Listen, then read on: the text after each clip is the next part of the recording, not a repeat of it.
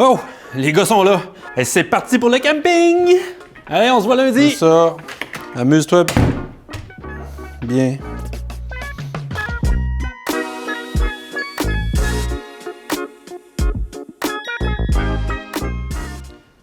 On s'ennuie de moi. Ah! Voyons, qu'est-ce que tu fais là? Je pensais que t'étais parti. Présentement, je suis juste le fruit de ton imagination. Hein? C'est bien weird. Est-ce que le vrai toi sait qu'il a oublié son sac de couchage?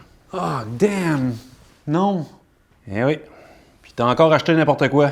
Comment ça? Quand il fait moins 10 la nuit puis qu'on dort dans une tente, on évite d'acheter un sac de couchage d'été. Ben là, je pouvais pas savoir.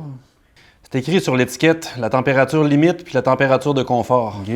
Comme ça, je saurais si mon sac est adapté aux conditions extérieures. Ouais. Puis tu saurais s'il faut que tu t'apportes plus de vêtements chauds pour dormir. Puis là, c'est quoi la température limite du mien? T'es à 0 degré. Fait que pour l'été, c'est idéal, mais cette saison-ci, il y a moyen que tu perdes un orteil ou deux. Il y a la forme joue beaucoup aussi. En rectangle, c'est correct? Bah, pour bouger, c'est plus confort, mais pour la chaleur, l'idéal, c'est la forme de momie. Ben, coudonc. Une chance que je l'ai pas payé cher. Ah ben justement, à ta place, j'aurais investi sur un duvet au lieu d'un synthétique. Ben là, c'est quasiment 2 fois plus cher. Puis je veux pas d'une affaire en peau d'animal. Ah, mais t'aurais un sac plus confort, plus chaud, plus rapidement, puis qui serait aussi plus léger, plus compact. Tu serais bien content de l'avoir pour faire tes 15 km de rando. Attention, parce que le duvet a quand même une faiblesse en plus d'être plus dispendieux. Oui, l'humidité. Exact, un duvet mouillé perd ses propriétés isolantes.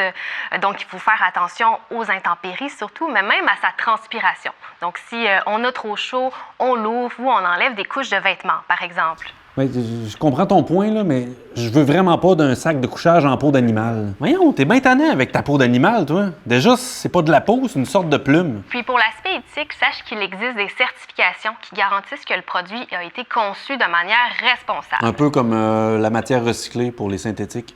C'est intéressant. Mais par curiosité, ça se garde combien de temps, un sac de couchage? Si t'en prends soin, plusieurs années, mais ça dépend aussi de la qualité du produit. Vois ça un peu comme un manteau d'hiver. Tout à fait. D'ailleurs, en magasin, tu peux prendre le temps d'observer la qualité du tissu, des coutures, des fermetures éclairs. Et surtout, ça va être important de l'entretenir de façon appropriée par la suite. Ah, mais ça aussi, c'est indiqué sur l'étiquette, fait que t'éviteras de l'enlever. Lave ton sac seulement si nécessaire et choisis un savon adapté ou un détergent doux et sèche-le bien. Mais je peux-tu mettre ça dans la sécheuse du duvet? Oui, c'est même recommandé. Le duvet est long à sécher et il doit être totalement sec avant d'être entreposé. Je te conseille d'utiliser des balles de séchage dans la machine qui vont lui permettre de reprendre bien sa forme. Ouais, puis pour ça aussi, évite de le garder trop compressé dans son sac.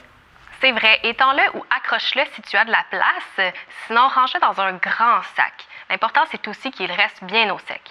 OK, ben merci. On s'en va checker ça. Ben, en fait, c'est toi qui vas le faire.